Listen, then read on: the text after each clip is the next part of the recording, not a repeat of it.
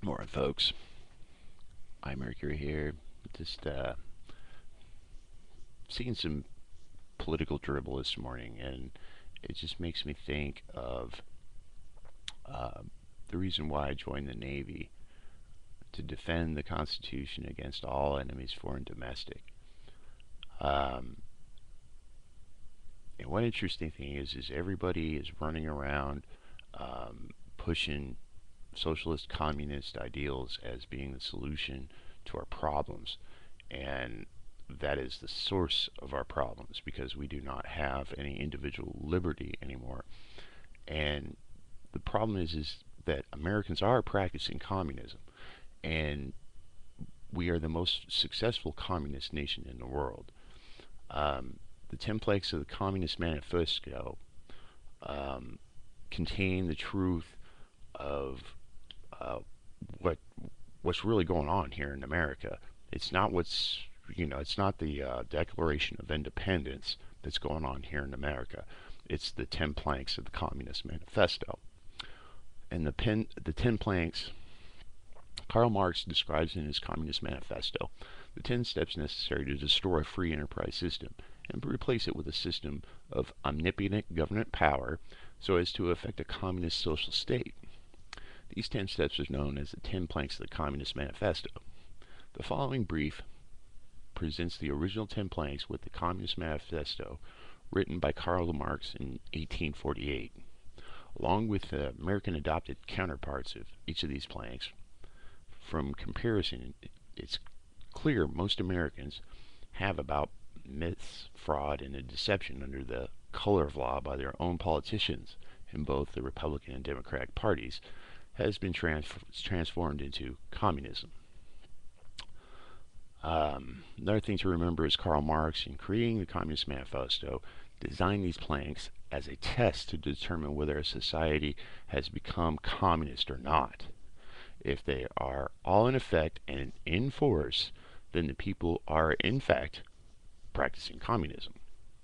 Communism by any other means is still communism and is very, very destructive to the individual and to all of society. The 10 planks stated in the Communist Manifesto and some of their American counterparts are 1. Abolition of private property and the application of all rents of lands to public purpose. Americans do this with actions such as the 14th Amendment of the U.S. Constitution and various zoning and school and property taxes. 2. A heavy progressive or graduated income tax.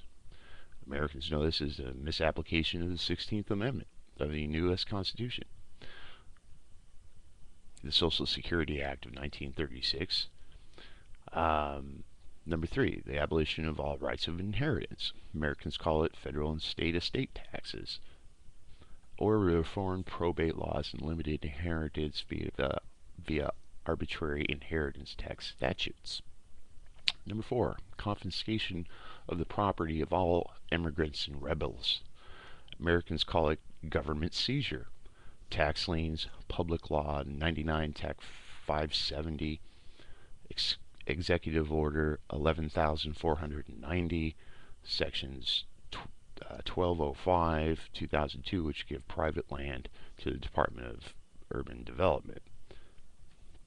Number 5, centralization of credit in the hands of the state by means of a national bank with state capital and an exclusive monopoly.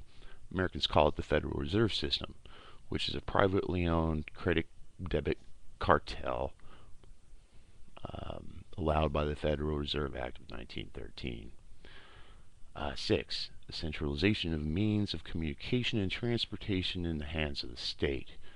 Americans call it the Federal Communications Commission and the Department of Transportation.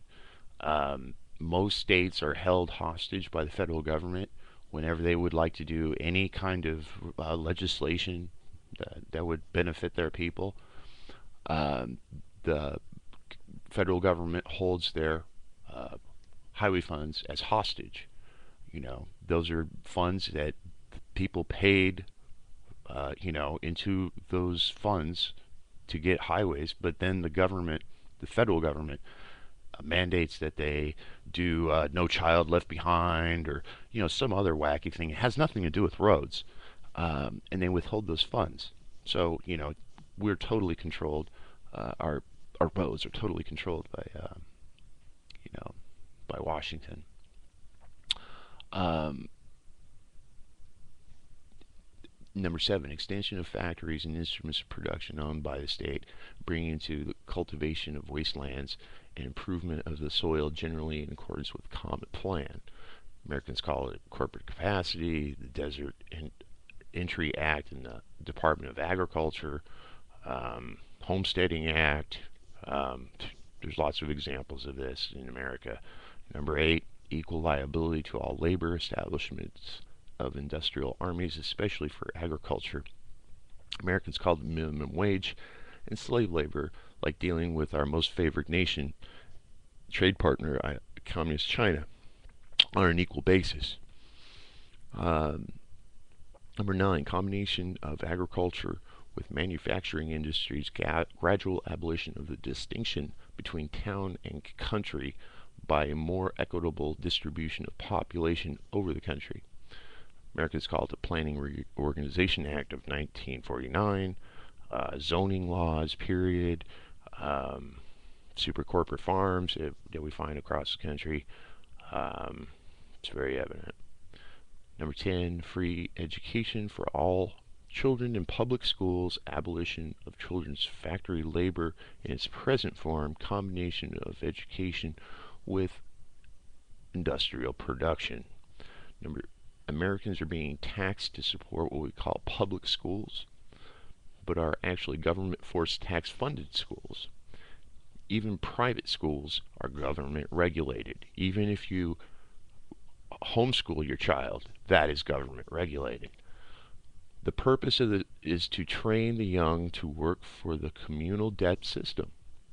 We also call it the Department of Education, the NEA, and the outcome-based education. These are used so that all children can be indoctrinated and inoculated with the government propaganda like majority rule and pay your fair share. Where are the words fair share? In the Constitution, Bill of Rights, or the Internal Revenue Code, which is totally unconstitutional. Anyway, it's just most people don't even really think about this. And I spent many years of my life under the delusion that I lived in a free, democratic republic. We live in some kind of fascist, communist, constitutional republic. I mean, we might as well be the Democratic Republic of the United States of America. But, in practice, that's what we are. And until people actually realize what socialism is and how it really is detrimental to all of society, we're going to be fighting an uphill battle, especially with things that are going on today.